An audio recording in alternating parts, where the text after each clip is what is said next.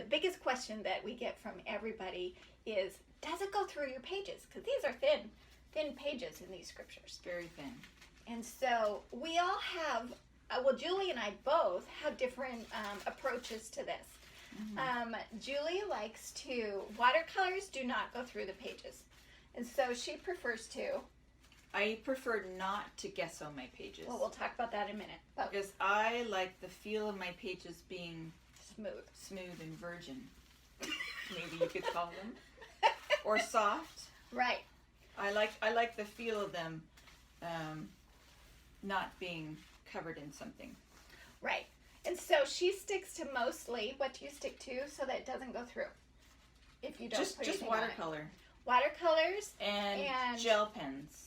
And this Sharpie fine line doesn't go through. Yeah, it's Sharpie, amazing. yeah, it's really weird. Now, not the big Sharpies, but these Sharpie, the really fine point ones, they do not go through. It's so awesome. So if you wanted to just write in the columns with this, do it, because this is awesome. They do not bleed through. Want to underline? This is a great underliner. It's awesome. And these gel pens, you can get them in sparkly or whatever. They're the jelly rolls. Awesome, because they do not bleed through. Now, if you get them like too dark, then sometimes you can see through the back because they're too dark. But most of them, they do not.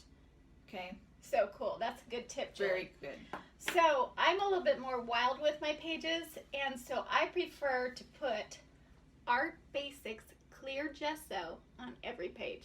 I just do it on every page because what if I just on a whim decide to use, I don't know, a pen, a Copic pen, or those Tombow pens that are watercolor pens. They go through. They all go through.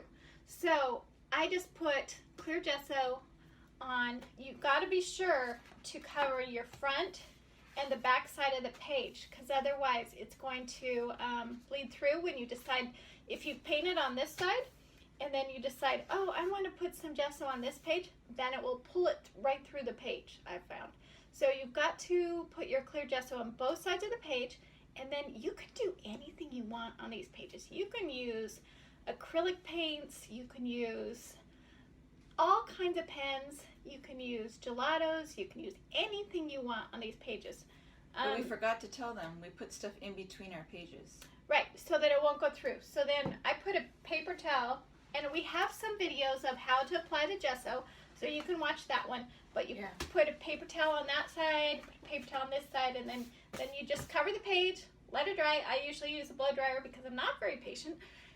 And then it's dry, it's ready to go. I use parchment paper. I cut it up in little things, and I put parchment paper under each side, so that way the moisture doesn't get through onto the other pages and wrinkle them more.